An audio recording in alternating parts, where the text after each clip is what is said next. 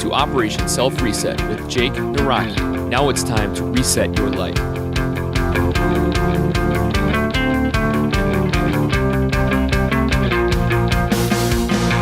What is going on, Resetters? This is Operation Self-Reset, and I am Jake Naraki. First off, again, like always, thank you so much for taking the time and listening to this awesome podcast. I hope you guys are enjoying the heck out of it because I am having a blast. I've been receiving some great emails from you guys, receiving some great reviews. Thank you so much. And if you guys listening do enjoy the podcast, feel free to go over to iTunes, leave a review for me, and I would really, really appreciate that. Because the podcast is doing really well, I'm thinking of doing a weekly podcast. I kind of want to know what you guys think. If you guys think I should do a weekly or every other week. I know there's, people that listen to podcasts listen to like 50 of them.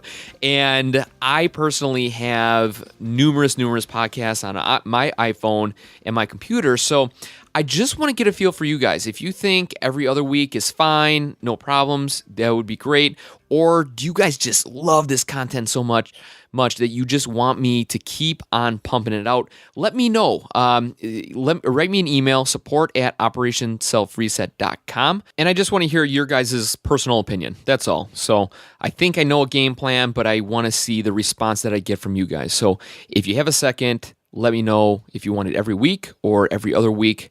That would be totally fine. I can't do that every day. I know you guys want to hear my voice every single day. I can't do it. I got a lot going on. I got a newborn. I got a job. Yes, podcasting is not only my job. And while I'm on that subject, I'm actually going to roll into the podcast for today.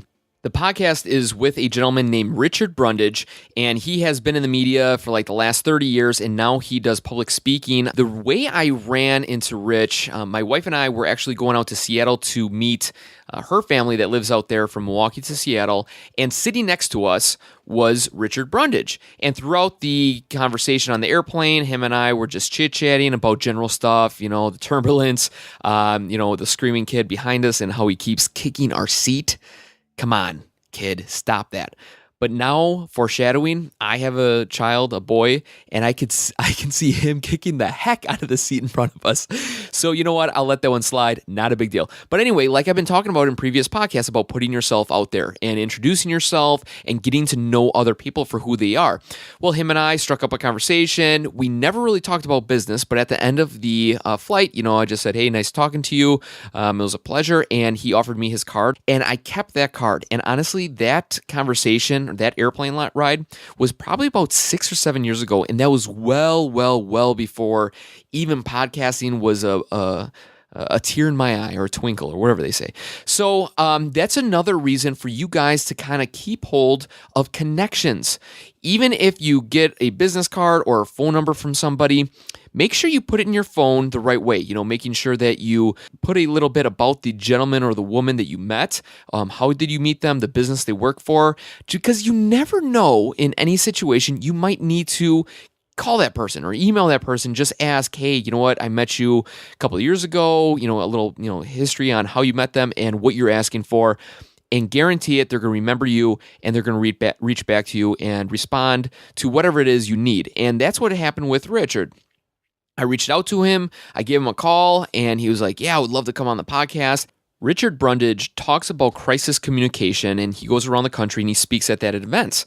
And you're probably wondering, well, what does crisis communication have to deal with my personal life and resetting that?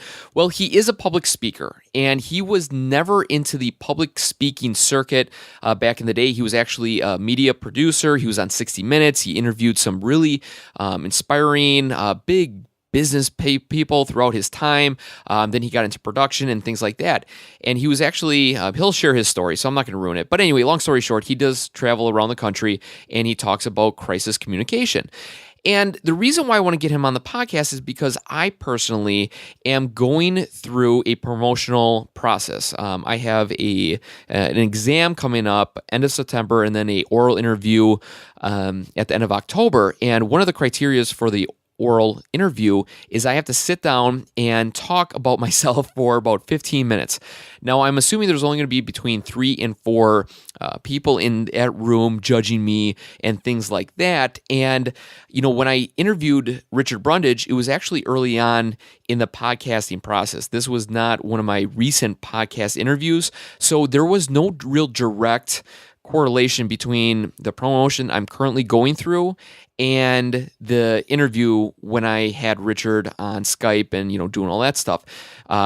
So the questions in this interview are kind of basic. They're not really intense or astounding, but the information is unbelievable. And you guys can put this towards any part of your life. This could be speaking at a wedding. This could be speaking at a birthday party, a promotional exam, just getting out in front of people for maybe a little in-house meeting for your business or whatever it may be.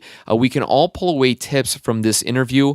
And I was kind of saving this interview for a rainy day, but I decided to fall back on and listen to it because when I received the paperwork, it said, give a 15-minute presentation about yourself. And I'm like, oh, shoot.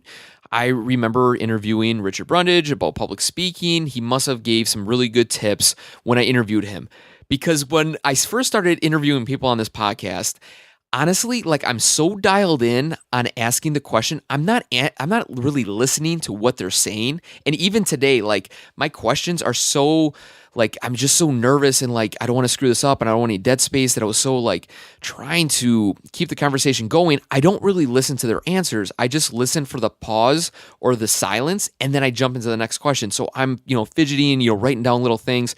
So this interview is kind of all over the place, but it's very good information, and you guys are going to learn a lot about yourselves and how to present yourself in front of a group, big or small, interview or, a huge audience, whatever it may be. So now here's the interview with Richard Brundage talking about public speaking. Okay, welcome OSR community. Today we have a special guest with us. His name is Richard Brundage. He's talked to government officials, medical, legal, law enforcement, and also other entertainment companies about critical thinking. And he has now moved from the news platform to more of the public speaking circuit on critical communication. How you doing, Rich? Nice to meet you. I'm wonderful, Jacob. Thanks for having me on. This is wonderful. Perfect. Thank you for your time. I really appreciate it. Before we dive into some more specific questions, I just want to get in touch with you and see how did you get to where you are today with the critical communication? Wow. Have you got maybe, let's see, 32 years? Let me put this in a nutshell for you, because I don't think, Jacob, people arrive where they are in life sometimes on purpose. I think they arrive there if they listen to their inner self and what they're passionately committed in. And I'll start by saying, if you're passionately committed to what you're doing, it's contagious.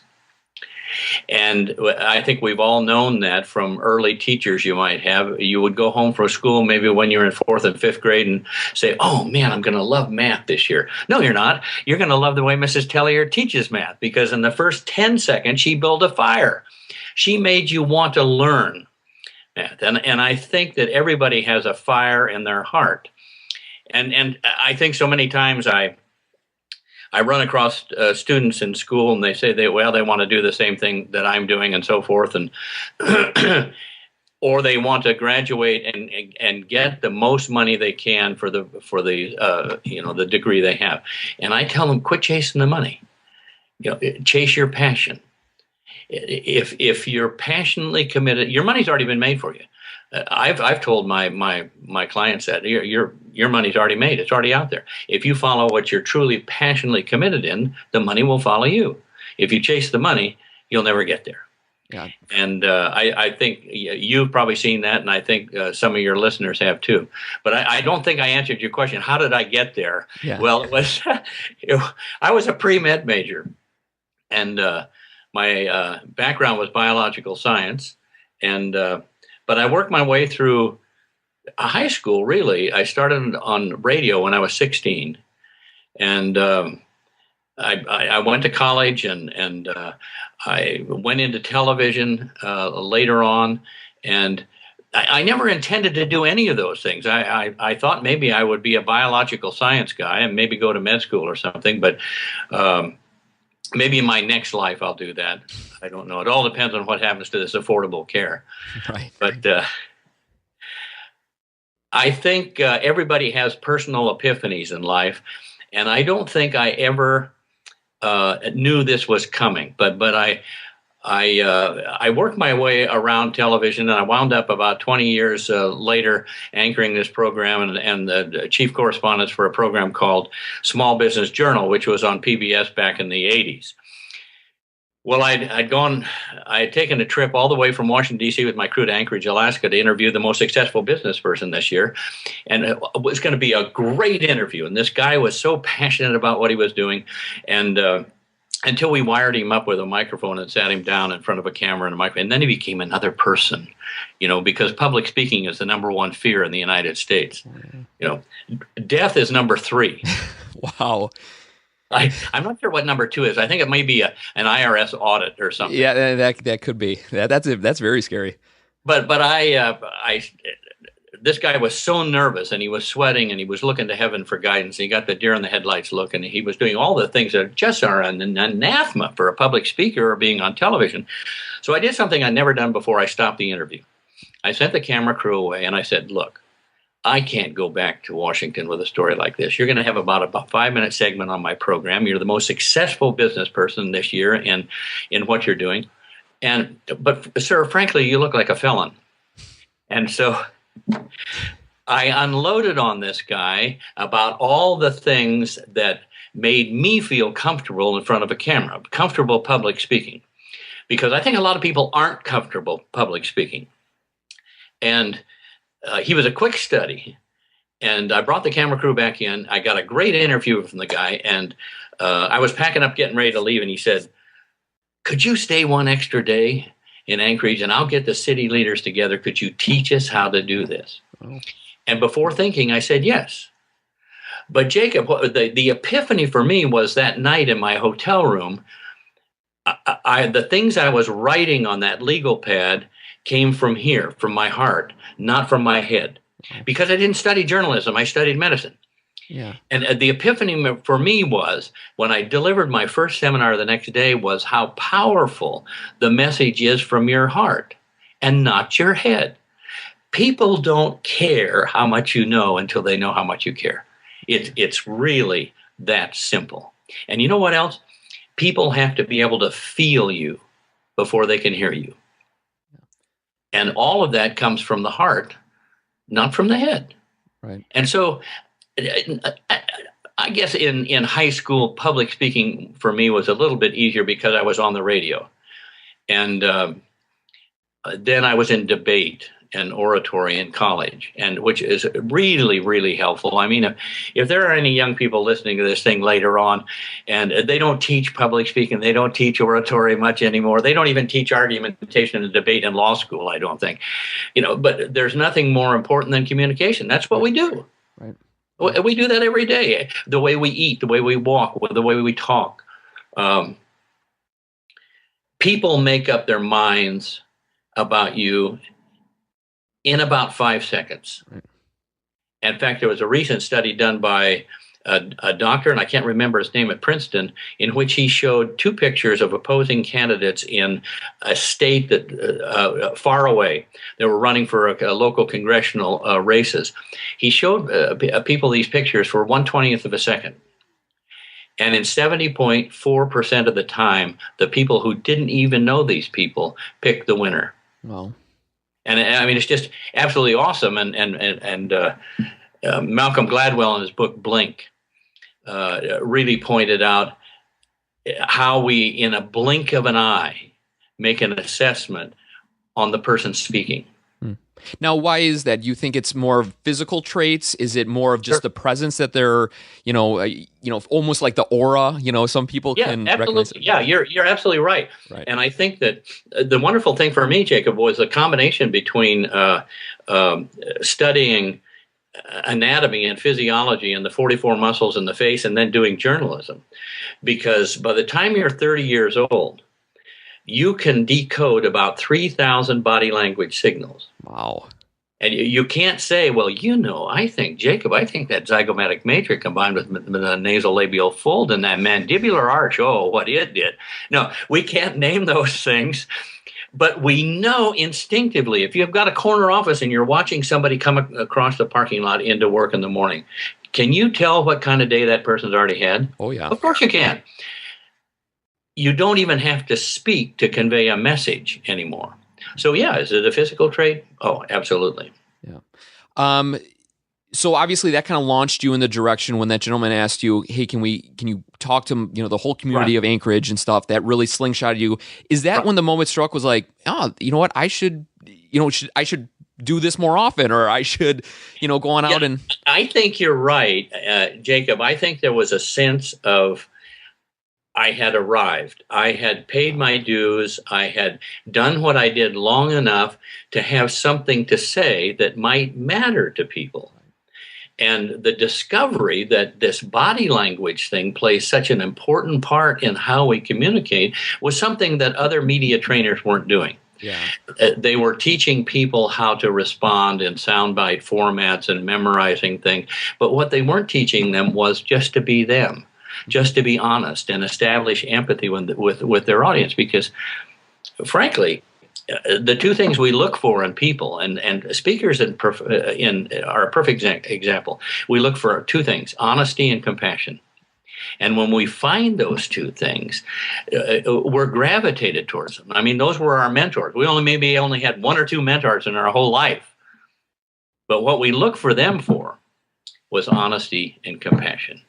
Yeah, no, for sure. Now, when you went up there for your first time to do this speech that you kind of knew, but you didn't have exactly a game plan. Obviously, the night before, you kind of did like a bullet, list of, things to hit on and stuff. When you went up there and you obviously just said that I arrived when you went up on stage, were you nervous? I mean, terribly nervous. Yeah, okay. Terribly nervous. Okay. I mean, this is a new venture. This is not, Jacob, this isn't something where you walk in on the steps on the shallow end of the pool. This is when you go out in the deep end and just dive in, Yeah. And you keep thinking, am I going to swim or will I drown? Right. And then I remembered somebody once told me that about an audience, 1/3 thinks you're brilliant already. 1/3 of the audience has already made up their mind. So you're really only talking to the other third because those are the ones that are waiting to be persuaded. Mm-hmm. What was when you got up on stage, you're nervous, you're probably sweating a little bit. Oh, yeah. What did you do to capture the audience? Did you start off talking about a joke, or did you just hit on the points right away? I tried to be me. And I tried to tell, and I just told him, I said, look, this is the first time I've ever done this. I've been doing news. I studied medicine. I didn't study journalism. So everything I'm going to tell you, it's going to come from my heart today. And these are just some things I've learned along the way. And I hope they'll help you. But most of all, I want you to have fun today. For sure. As much fun as I'm having here. Yeah. And I did have a lot of fun with them. And I told stories. Yeah. And that's, I think, one of the most important things that a speaker can do. We don't learn by facts or figures, Jacob. We learn by people who tell us stories, because that's how thousands of years ago, we passed along our clan history, the tribe history. And it wasn't by dates or times. It was, what Olaf did, 6 months ago. So I always try to tell stories, and I tell my audiences, if you've got a story to tell me, tell it to me, because it'll wind up in my next seminar. Oh, if it has a good teaching point, it'll wind up there. Yeah. That's perfect, because a lot of people say to capture an audience, you need to come out there and, you either crack a joke or tell a fact that's so serious that everybody's like, oh, wow, so right. And it's so refreshing to hear that, just be yourself, because at the end of the day, that's what it's about, and like you said, when you just present yourself as you are, people will trust you more, will gravitate toward you. Oh, absolutely. Yeah. And I've got my own definition of image, and it's this, and I think it applies to people who want to be speakers. The first words out of your mouth, combined with the way you look when you say them, and what other people know about you already, is your image. You will not change it. It's very good. You could stand up there and speak for an hour, and you're not going to change the image that people have of you in that first 5 seconds. Right, right, right. Yeah. Now, when you're going through after your first time getting up there on stage, and you thought, okay, I'm going to start maybe going in this direction of speaking, was there any time that you started lacking self-confidence in any way? I mean, were you always so charged up and positive, and I can achieve this? You're being yourself. I mean, were you happy with yourself? Or did you at all felt, I wish, is there anything that I don't know how to describe the feelings, but was there any time that the self-confidence was lacking during the journey? Oh, sure. I think it naturally is for people. They're not. They may appear to be calm and unruffled on the surface like ducks, but they're paddling like crazy underneath, and people can't see the paddling. That's right. So I think everybody does that. I think we all live as someone once said, lives of quiet desperation, wondering what's around the next corner, and often being pleasantly surprised what's there. So yeah, I always am the kind of person that if I walk into a room, I will just kind of stay in the background and just observe the room. I don't want to be a show off. I don't want to be the center of attention. And I think when somebody speaks about something, it's a very narrow vertical window of their responsibilities. If you were to speak about fire control systems, or you were to speak about things that you're intimately familiar with the fireman, that's what you'd speak about. And I always felt that the reason people invited you to speak is because you're the expert on your subject. Right. Right. And if you try to keep that in your head, that you're the expert on the subject. And another thing that's really important, people write their speeches. Yeah. Oh, for heaven's sakes, don't write a speech. No? No. I mean, because most people write it like this on a keyboard, okay? You're writing it for the eye, not the ear, comma, he said. It looks good in newsprint, okay? But you write it out loud.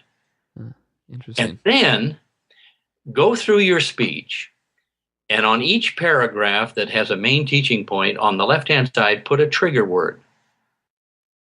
And you will wind up with about 15 trigger words. Put those on a separate page and throw your speech away. And the reason you do this is because trigger words demand spontaneity. They demand you be spontaneous about the story you're going to tell, or the facts you're going to deliver, or the incident that you went through. And each time you tell it, you will tell it differently. But if you read it off a piece of paper, it's not you. Yeah. That's huge. That's a really good point, because people, you almost want to have a general conversation with them. You don't want it to be really staged and crisp and precise. No. You want it to flow naturally, and you want to bring up, and then you're laughing almost before you tell the story. So it intrigues people. So. Yeah. And if you get your tang tangled up, that's okay, because that's the way it works. See. Yes. Yeah, very true. Now, before getting into the public speaking circuit, you met a lot of people throughout your career, or even after talking to them while you're doing your speaking circuit. Was there any one person in particular that you met that was really inspired you, or gave you some great advice that you have used today and you talk to other people about?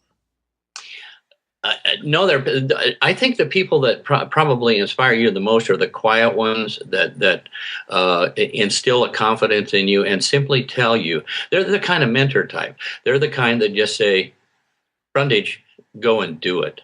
You can do it. What are you afraid of? When they did a survey of people in their 90s, one of the questions they asked them is, what would you do different if you could live it all over again? And almost all of them said, I would have taken more risks. Yeah. And I just tell people, what have you got to lose? Steve Jobs was a failure at several things. So was Microsoft, Bill Gates, at several things before they became successful. There's nothing wrong with failing at all, because you learn from that. Right. No, that's so true. The people listening to this right now, that's a big thing that's going on mentally with them. They have an idea for a product, or they want to start a business or a speaker, whatever it may be. There's so many times in their life that it's like, oh, well, what are my friends and family going to think of me? What happens if I fail? Then I have to tell them the whole story of, how I failed, and they're going to laugh at me, and I don't even want to do that, Yep. So it's one of those things. Yeah, that's a huge point. And especially too, when you're 90 years old and you're saying, I wish I would have took more risks, as a younger person, it's almost like, I need to get out there, and we have to do what we need to do to make ourselves happy and find our passion, like you talked about. Absolutely. If you get, let me take what you're saying and amplify it a little bit. Sure. With the human evolution of the body. Our first brain was the gut, the enteric system, and people say trust your gut, right? Or I have a gut instinct. Okay. Now it goes to the next place it travels to is to the heart. And in the emerging field of neurocardiology, they've found neural tissues in the heart that actually communicate with the brain. And it gives off more electromagnetic energy than the brain. So the last place this impulse goes is to the brain. And that's where we get it all screwed up, because that's where we overthink it. And we do exactly the same thing you're thinking. Well, what are my peers going to say? Is this a career-ending statement I'm about to make? What happens if it's a wrong answer? What happens if I look stupid? And all of these things that I hear from people that when I ask them, what's your biggest fear of being in the media? And I hear all kinds of answers from that. So I think that I tell all my audiences, I said, turn this off for a minute. Turn your head off for a minute. You're way too smart for this seminar. Stop thinking. Give me your hearts. For the next couple of hours, I'll give them back undamaged, but I'm going to fill them with a reconnection of why we communicate best from our hearts and not from our head. You can get sued if you talk from your head. That's where we keep all the plans, policies, and procedures. You can't get sued if you talk from your heart, because that's where we talk about how we feel about something. And that's what people are most interested in. Yeah. When we talk about people feeling embarrassed about getting up in front of a crowd, and you're right, that's the number one fear. Getting a group of people. Do you have any just quick tips? Obviously, we talked about being passionate about what you're talking about. Being yourself. Presenting yourself well. Any other little tips that you could suggest to somebody, or anybody? I think one of the things is this self-deprecating humor. Don't be afraid to laugh at yourself. Yeah. And be as relaxed as you possibly can, and say something right at the very beginning that disarms people. And they know I'm a journalist or a former journalist, and I would often come out and say, a journalist is someone who has trouble distinguishing between a bicycle accident and the end of civilization.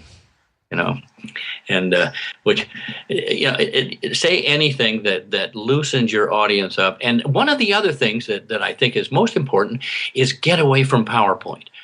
Do not use PowerPoint. Just because we have the technology, I don't think we ought to use it. It becomes the presenter. And the second thing is get away from the podium. Go down in your audience. Be amongst your audience. Get your audience to participate with you in whatever it is you're talking. Ask them questions, and then put the mic in their face. Ask them questions and get them involved, and you'll find out that you become part of the audience and part of the discussion, and not just somebody standing up there with a dialogue. One of the questions I was going to hit on during your time of figuring out, maybe really getting down your speech, or you thinking of other tips, were there any tools that you looked into to help you? Was there anybody that inspired you to become a better speaker? Anybody you looked at to kind of take a couple of ideas from? Did you read any books? Was there anything? Lots of books, Jacob. Okay. I think if you have a narrow window like mine is in crisis communications, I would read everything I could about how people handled crises, from the Exxon Valdez to the Gulf oil crisis, to how did they handle them? What did they say? And you develop your own formulas for assisting people through crises. And I don't think I have any specific tips on how to do that, or anybody that it comes from your background. I think, Jacob, the answer to that is everybody has two careers. You've got your first career, which may last 25 years, and that's where you're paying your dues. And then you have your next 25 years, and I think that's where God wants you to give it all back. I realized that what I was doing, and I tell my people this in all my audiences, no matter where I travel somewhere in the world about 3 times a month and speak to groups. And I was reticent at first because I discovered what I was doing was a true ministry. I was reticent to say that.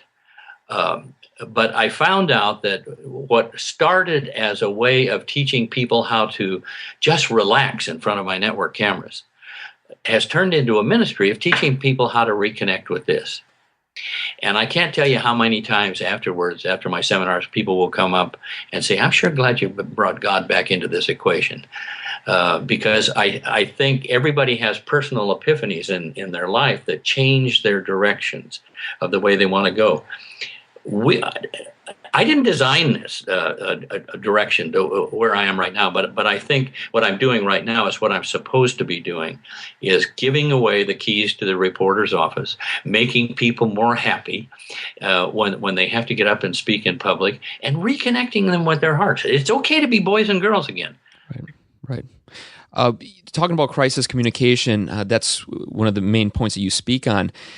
If you wouldn't mind dialing it down from a big corporation or, talking to law enforcement, is there anything that you could, a couple of tips to people that are dealing with a big crisis in their own personal life, ways to kind of extinguish those fires?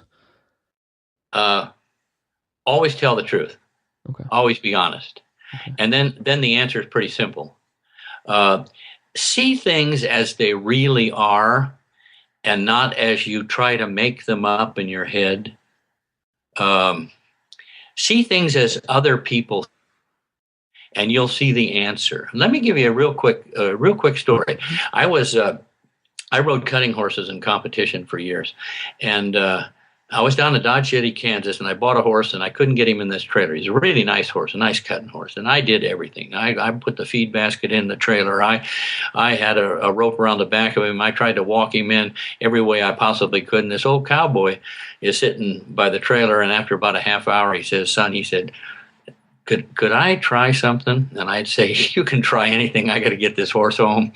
He came over and turned the horse around and backed him in. And he went right in the trailer. And I said, wow.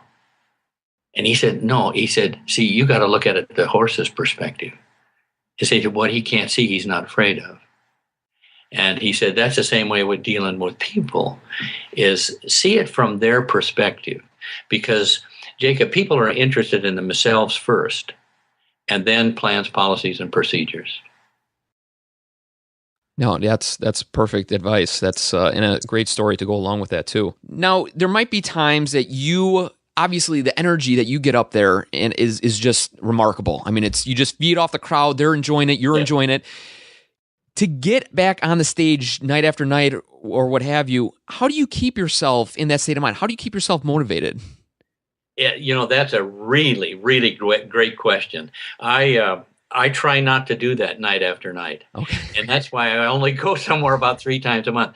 You give away a tremendous amount of energy when you're on the stage, because not only are you concentrating on what you're saying, you're listening to what you just said, you're saying what you're saying, and you're thinking about what you're going to say. And then the fourth thing you're doing is trying to respond to what the audience's demands are. So you give all this energy away up there. And I just came back from a university in Southern California, Azusa Pacific University, and I taught 4 days in a row. And it was a grueling experience, but it was such an uplifting experience. It was a Christian university, and I had a different faculty and staff unit each time, each day I was teaching. So it was absolutely wonderful. Mm-hmm. If a speaker isn't tired after they've done with their speech, they haven't worked hard enough. Yeah, no. You should be emotionally and physically drained when you're done. Now, with your medical background, I would like to kind of dive a little deeper into that. You gave some really good points. Is time okay? Sure. Okay. I would like to dive a little more into that. Have you ever talked about or studied about, visualization techniques or anything like that? Seeing yourself up on the stage, people are enjoying you. It kind of brings your mind in focus and stuff like that. Do you mind diving into that? Yeah, there's 44 muscles in the face. And I love to teach doctors because they can name almost all of them and they have no clue how to use them. And that's where they put doctors into the sue group or non-sue group, is how well they communicate. Uh, Using your face is so incredibly important. Now, actors know how to do it. A lot of actors are very introverted. They don't like to talk about themselves. They like to talk about who they were in a movie. But they do understand the 44 muscles in the face and how important it is. I tell people, if you're going to write a speech, Jacob, if you're going to write a speech, do it the way I suggested. Put the trigger words down there, and then look into a mirror and tell that speech to that mirror without talking. Just use your face. And actors do that a lot because they want to see the motivation. Look at Anthony Hopkins in Silence of the Lambs. He was on screen about 14 minutes in a 2-hour motion picture and won the Academy Award. What he could do with his face, even behind the mask, his eyes, his mouth, was absolutely incredible. They understand the power of body language, but it's something we don't teach. Right.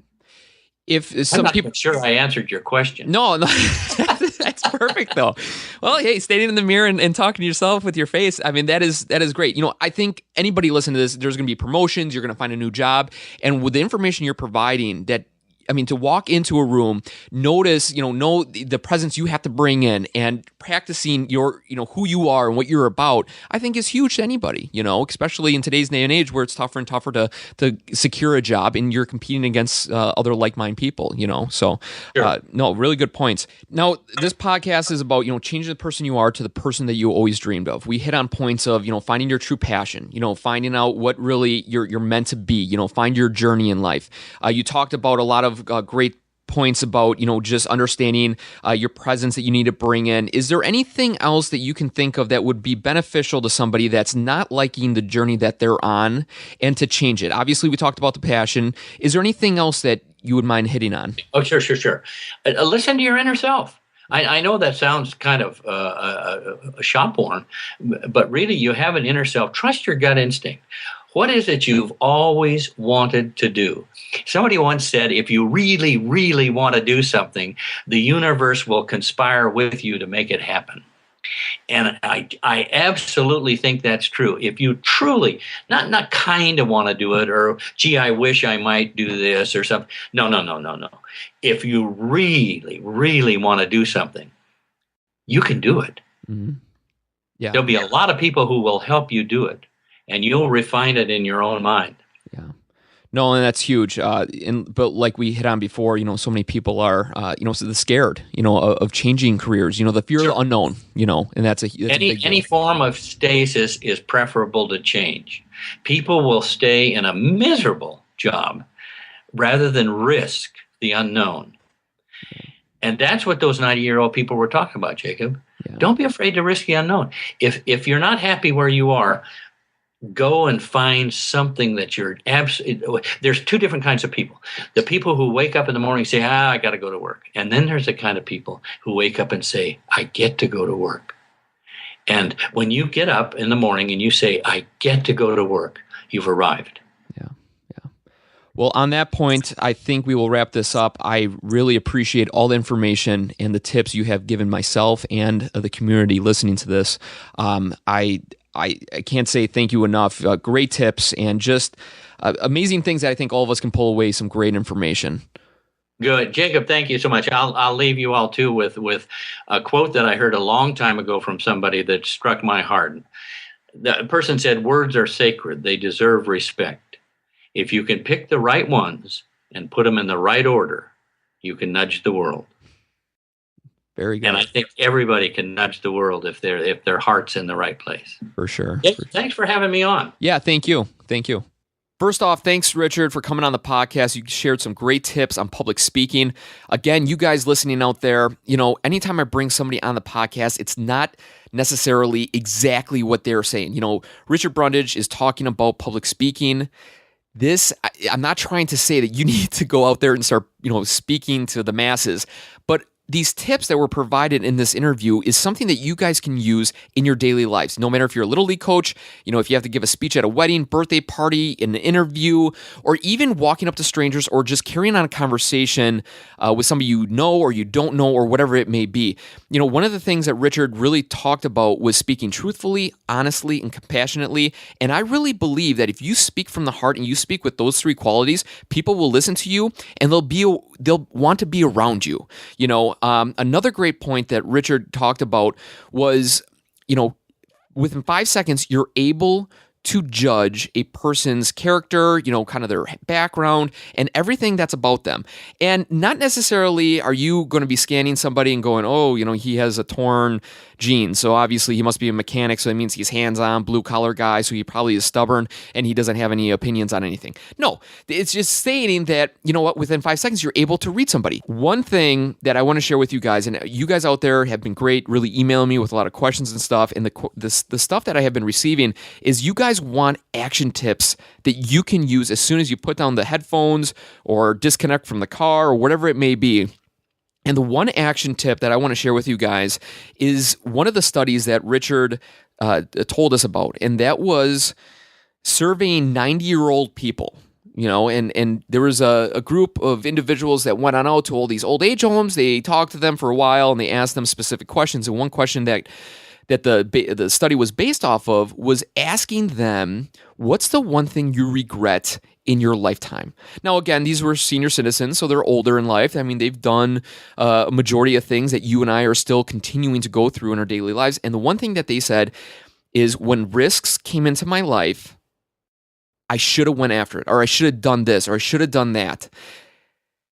That's one thing I want to really share and hit home with you guys, is there's going to come times in your life that things are going to present themselves. Good, bad, scary, outrageous, silly, stupid, whatever it may be. The question is, when you look back on your life, are you going to regret not doing that?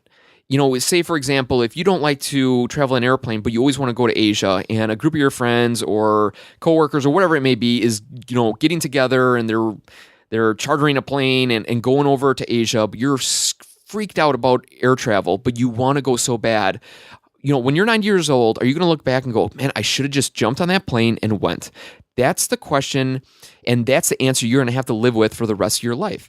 So the action step I want to give you guys is, when items present themselves, take action and do it. Give it a try. Maybe not the extreme of, skydiving if you're uncomfortable with that, but maybe try new foods, just going out there and experiencing new things. Maybe paintballing or playing pool or just something that's kind of totally off of your norm. And when it presents itself, take action and do it. Why not? Life is too short. You don't want to be 90 years old, sitting in that old age home, talking to other people and thinking to yourself, man, I wish I would have done ABC. That's one thing that when I heard that, I was like, man, I don't want to be that guy regretting that I should have done this, that, or the other thing. And personally for me, that's why I started this podcast. I know I had greatness within me, and it was a struggling process of trying to find out how to deliver that message. And I obviously am using the platform of podcasting and the website and video blogs and stuff like that to give my message out there. And I'm so happy I did, because for the last, like you guys know my story, for the last 5-8 years, I've always known I had something to say, but never really knew how to go about it. And I'm so glad I took action and started this podcast. So no matter what's going on with you today in your own little world, not to say that, meanly, but I'm just saying in your own world, just do something that you feel is necessary to do, whatever that may be, and take action on it. And when things present themselves to you, do it. Just as long as it's not dangerous or it's going to harm others or harm animals, give it a try. You would be crazy not to. So that's one huge thing that I really want you guys to take action on. And the other thing is knowing that within 5 seconds, you're able to judge somebody. And say you want to show everybody that you are a really energetic person. Well, the thing is, you need to show that on the outside as much as you want to show it on the inside to yourself.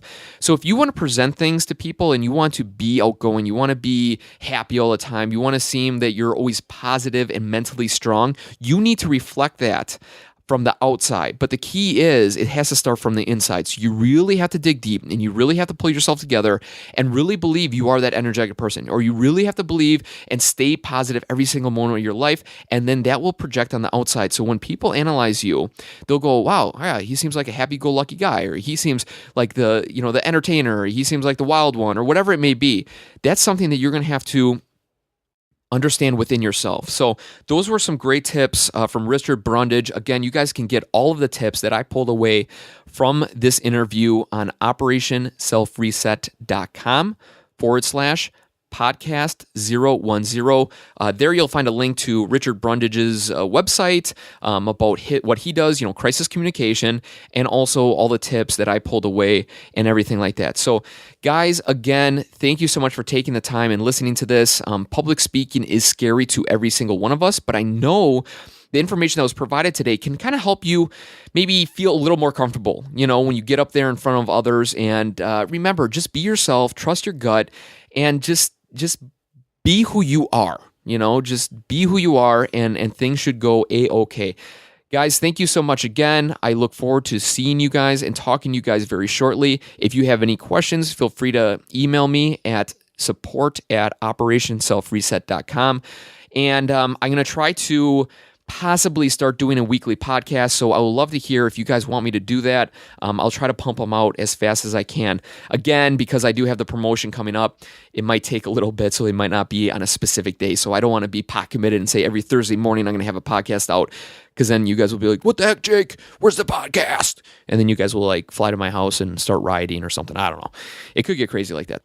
I want to leave you guys with one quote that I feel is appropriate, because we are talking about the number one fear, which is public speaking.